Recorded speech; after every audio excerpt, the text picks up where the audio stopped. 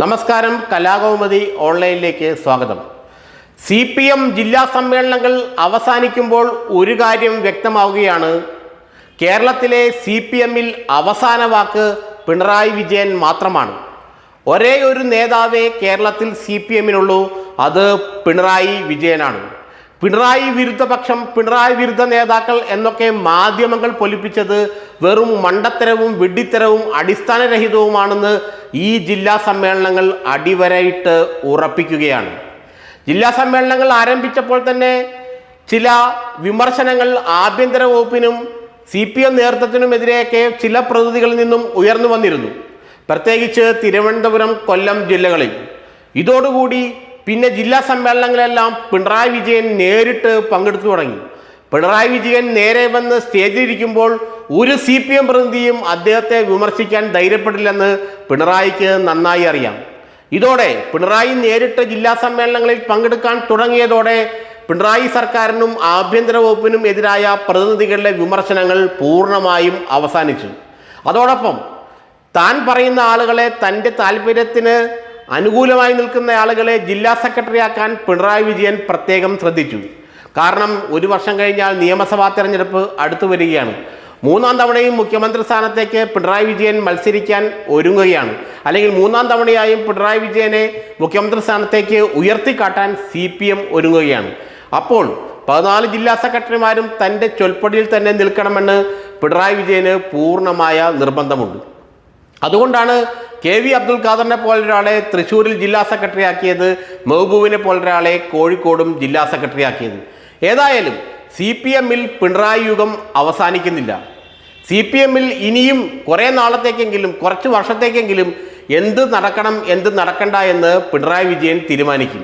അതിനെതിരെ ഒരക്ഷരം ഒരാൾക്കും മിണ്ടാൻ സാധിക്കുകയില്ല. കൊല്ലത്ത് നടക്കാൻ പോകുന്ന സംസ്ഥാന സമ്മേളനത്തിൽ സംസ്ഥാന സെക്രട്ടറി സ്ഥാനത്തേക്ക് ആര് വരണമെന്നുള്ളതും പിണറായി വിജയൻ്റെ ചോയ്സ് ആയിരിക്കും. അതുകൊണ്ട് തന്നെ MV ഗോവിന്ദൻ, സംസ്ഥാന സെക്രട്ടറി MV ഗോവിന്ദൻ ഒരു ജില്ലാ സമ്മേളനത്തിനും ഒരക്ഷരം അദ്ദേഹത്തിൻ്റെ ഭാഗത്ത് നിന്ന് സംസാരമുണ്ടായില്ല. പിണറായി വിജയൻ എന്തു പറയുന്നോ അത് കേട്ടിരിക്കുക മാത്രമാണ് MV ഗോവിന്ദൻ ചെയ്തത്. സാധാരണഗതിയിൽ സംസ്ഥാന സെക്രട്ടറി, കോടിയേരി ബാലകൃഷ്ണൻ്റെ കാലത്ത് സംസ്ഥാന സെക്രട്ടറി നേരിട്ടാണ് സമ്മേളന പരിപാടികൾ നിയന്ത്രിക്കാറുള്ളത്. ഇത്തവണ MV ഗോവിന്ദൻ മാഷ് എല്ലാത്തിനും നിശബ്ദ സാക്ഷിയായിരുന്നു. പിണറായി പറയുന്നതെല്ലാം കേട്ട് തലകുലുക്കി ഒരു മരപ്പാവയെ പോലെ മൂലയ്ക്കൊരുക്കുകയായിരുന്നു MV ഗോവിന്ദൻ. കാരണം കൊല്ലത്ത് നടക്കാൻ പോകുന്ന സംസ്ഥാന സമ്മേളനത്തിൽ വീണ്ടും സംസ്ഥാന സെക്രട്ടറിയായി MV ഗോവിന്ദനെ തിരഞ്ഞെടുക്കണമെങ്കിൽ പിണറായിക്ക് മുന്നിൽ പഞ്ചപുച്ഛമടക്കി നിന്നേ മതിയാവൂ എന്ന് ഗോവിന്ദൻ മാസ്റ്റർ നന്നായി അറിയാം. അതുകൊണ്ട് തന്നെ അദ്ദേഹം ഒരക്ഷരം സംസ്ഥാന സമ്മേളനത്തിൽ മിണ്ടിയില്ല. എല്ലാം നിയന്ത്രിച്ചത് പിണറായി, ജില്ലാ സെക്രട്ടറിമാരെ തീരുമാനിച്ചത് പിണറായി, വിമർശനങ്ങൾക്ക് മറുപടി പറഞ്ഞത് പിണറായി. എല്ലാം പിണറായി മയമായിരുന്നു ഈ ജില്ലാ സമ്മേളനങ്ങളിലെല്ലാം. ഇനി ഈ കൊല്ലത്ത് നടക്കാൻ പോകുന്ന സംസ്ഥാന സമ്മേളനത്തിലോ അത് തന്നെ സംഭവിക്കും. എല്ലാം പിണറായി മയം. സംസ്ഥാന സെക്രട്ടറി പിണറായി തീരുമാനിക്കും, സംസ്ഥാന സെക്രട്ടേറിയറ്റ് അംഗങ്ങളെ പിണറായി വിജയൻ തീരുമാനിക്കും, ഈവൻ സംസ്ഥാന കമ്മിറ്റിയിലേക്കുള്ള അംഗങ്ങളെയും പിണറായി വിജയൻ തീരുമാനിക്കും.